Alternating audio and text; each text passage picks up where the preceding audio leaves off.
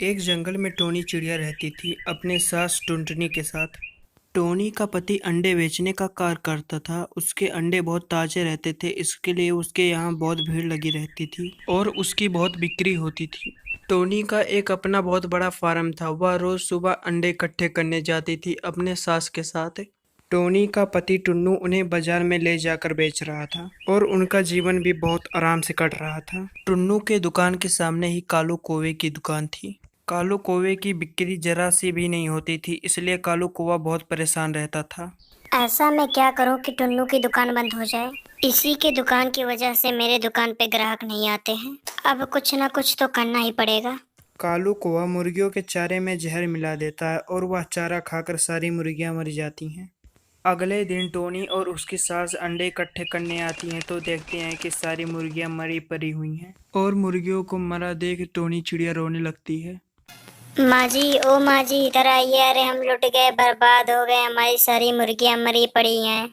फिर टोनी चिड़िया की आवाज़ सुनकर टुनटुनी चिड़िया वहां आती है और कहती है, अरे बहू, ये क्या हो गया? हम तो लुट गए, बर्बाद हो गए। ये हमारी सारी मुर्गियां एक साथ कैसे मर गईं? ऐसा कैसा हो सकता है? लगता है किसी ने जानबूझ कर हमारी मुर्गियों को मार डाला। टोनी और टुनटुनी की आवाज़ सुनकर टुन्नू चिड़िया वहां आता है और कहता है, ये सब क्या हो गया माँ? ये मुर्गियाँ कैसे मर गई? मैंने तो रात में इन्हें दाना पानी अच्छे से दिया था, तो फिर ये क्या हो गया? मुझे भी कुछ समझ में नहीं आ रहा है बेटा, ये सब कैसे हो गया? फिर इसी तरह कुछ दिन बीत जाते हैं और टुन्नू चिड़िया की अंडे की दुकान बंद हो जाती है। और ये सब देखकर कालू कौवा बहुत खुश होता है और कहता है, ये सब मेरी चालाकी का ही नतीजा है कि इसकी दुकान बंद हो गई। अब सारे ग्राहक मेरी दुकान पर आएंगे और मैं बहुत जल्द ही माला माल हो जाऊंगा। बड़ा आया था मुझसे मुकाबला करने, एक ही बार में चित कर दिया ना मैंने। एक दिन टुन्नू चिड़िया अपनी दुकान की तरफ से गुजरता है, तभी कालू कौवा कहता है उसे, अरे ओ टुन्नू भाई, कहाँ जा रहे हो? मैंने तुम्हारी मुर्गियों के बारे में सुना, सुनकर बहुत दुख हुआ। तुम ऐसा करो कि मेरी दुकान से कुछ अंडे ले जाओ और ले जाकर इन्हें बेचो। टुन्नू चिड़िया कालू कौवे की किसी बात का जवाब नहीं देता है और वहां से चला जाता है। वो बहुत ही ज्यादा उदास था। एक दिन ऐसे ही टोनी चिड़िया अपने घर में उदास बैठी रहती है। तभी उससे मिलने के लिए लूसी कबूतर आती है। टोनी चिड़िया को उदास देखकर लूसी कबूतर बोलती है। क्या बात है टोनी बहन, तुम इतनी उदास क्यों हो? फिर टोनी चिड़िया बोलती है, क्या बताओ लूसी बहन, जब तुम दूसरे जंगल घूमने गई थी तो हमारे घर एक घटना घट गई और न जाने कैसे हमारी सारी मुर्गियां मर गईं और टुन्नू की दुकान भी बंद हो गई। हमारे पास उतने पैसे नहीं है कि हम फिर से टुन्नू की दुकान खोल सकें। ये तुम क्या कह रही हो टोनी बहन?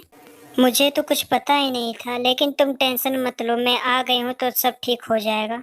ये लो, ये कुछ जादुई बीज है। जब मैं दूसरे जंगल घूमने गई थी तो मुझे एक जादूगरनी ने दी थी। तुम्हें पता है इस बीज के बारे में? यह एक जादुई अंडों का बीज है।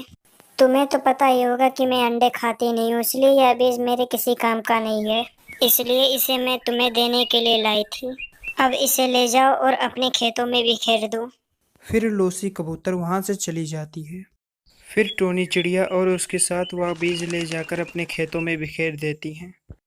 फिर अगले दिन जब वह आती हैं सुबह तो उनकी खुशी का ठिकाना नहीं रहता है, क्योंकि उन लोगों के खेत में बहुत सारे अंडे उगे रहते हैं। फिर वो दोनों सास बहू अंडे इकट्ठा करने लगती हैं और टुन्नू चिड़िया उन अंडों को ले जाकर बाजार में बेचता है। और बहुत जल्द ही टुन्नू चिड़िया के सारे ग्राहक उसके पास आने लगते हैं और इस तरह उन लोगों का जीवन हंसी खुशी बीतने लगा। अगर आपको हमारी कहानियाँ पसंद आई हों तो आप कमेंट बॉक्स में ज़रूर बताएं और इसी तरह की कहानियों को देखने के लिए आप हमारे चैनल को सब्सक्राइब करें।